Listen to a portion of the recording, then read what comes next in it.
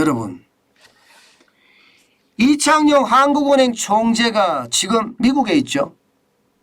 잭슨홀 미팅에 참여를 했습니다. 이 잭슨홀 미팅에 주요 한국은행 중앙은행의 총재부터 시작해서 경제학자, 금융 전문가 150명이 초청이 돼서 갔는데요. 그중에 이창용 한국은행 총재도 초청해서 갔고요. 심지어 말입니다. 우리 금융계 최초로 잭슨홀 미팅에서 연설까지 했습니다. 연설까지. 야, 이것은 어쩌면요, 대한민국의 위상이 진짜 커졌구나, 그런 생각을 할 수밖에 없는 그런 상황입니다. 대단하죠. 그런데 이 이창용 총재가 말입니다, 잭슨홀 미팅에서 제롬 파월 연방준비제도 의장, 그러니까 미국 중앙은행 의장은 앞으로 금리를 빨리 올리겠다, 쉽게 말하면 9월 달에도 0.75%를 올리겠다, 이렇게 강하게 이야기했거든요. 그런데 이창용 한국은행 총재는요, 한국경제신문하고 인터뷰를 하면서 이렇게 말했습니다. 현재의 금리 인상 속도를 유지하겠다, 이렇게 분명히 했습니다. 제롬 파월이 이야기한 게 특별하지 않다는 거죠. 지금까지 그의 발언을 종합해 보면 그냥 말만 강해졌을 뿐 이미 예상했던 이야기니까 그렇게까지 안 봐도 된다, 이런 얘기예요.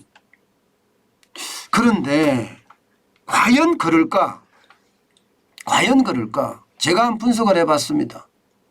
여러분, 지금 우리 금리는요, 이창용 총재의 말대로 한다면 7월에 0.5%의 빅스텝을 했습니다.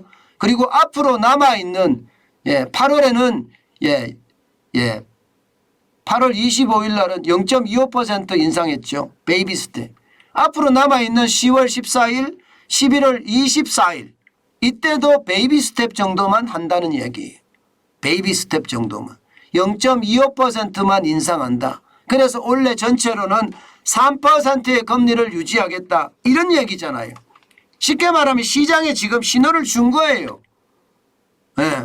제롬 파월이 어떤 이야기를 하든지 대한민국의 중앙은행은 그냥 순차적으로 예측 가능하게 금리를 올리겠다, 지금 이렇게 이야기한 겁니다.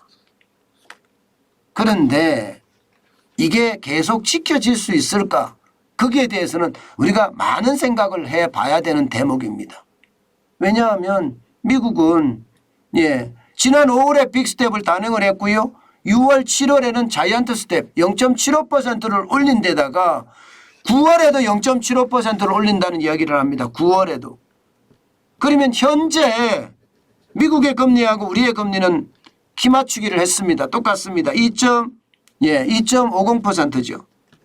그런데 미국이 9월 21일에 0.75%를 올리면 3.25%가 됩니다. 3.25%.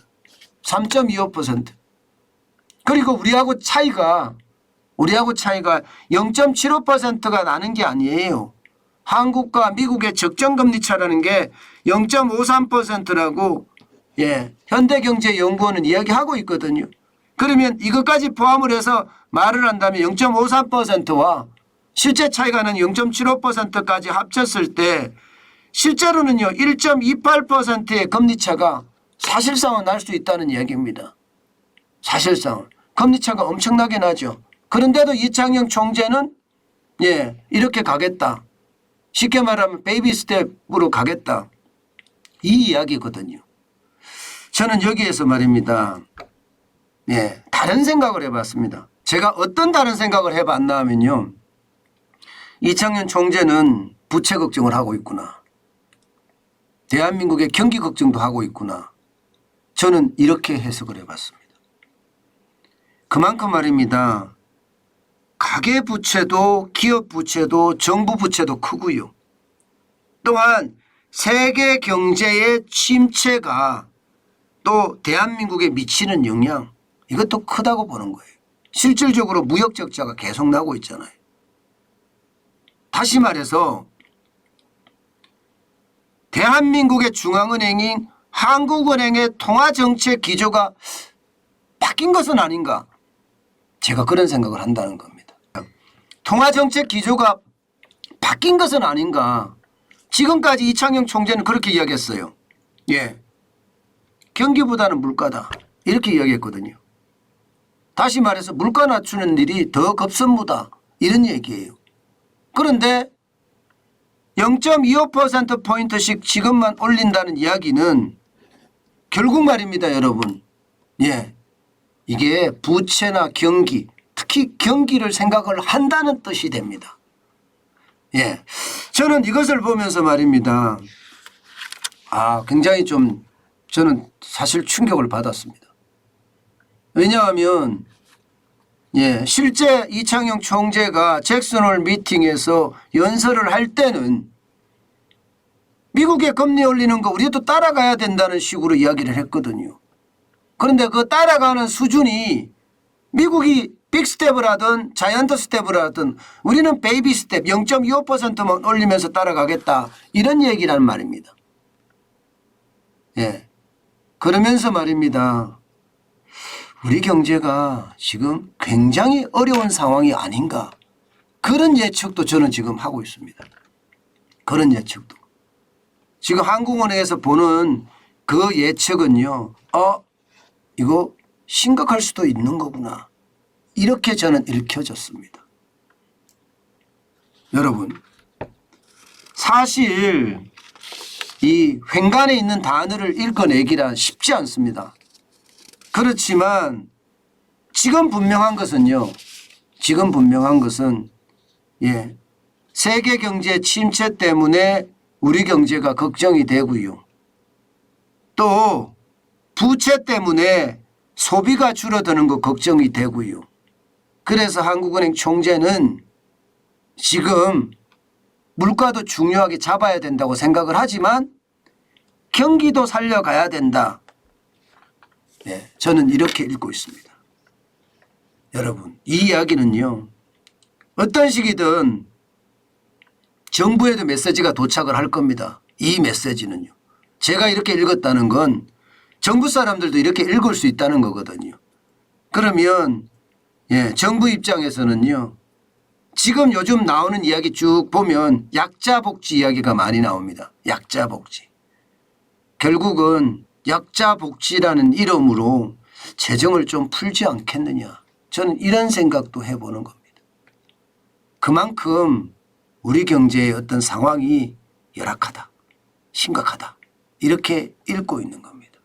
실제 한국은행은 예, 올해 성장률 전망치를 2.7에서 2.6까지 낮췄는데 2.6보다도 더 떨어진다는 게 일반적으로 시장의 전망치잖아요. 예, 시장의 전망치. 물가도요. 올해 물가를 4.5%에서 5.2%로 올렸습니다. 물가가 심각하다고 이야기를 합니다. 그런데 경기가 더 심각하다. 이렇게 지금 읽고 있는 거라고 보이는 거죠.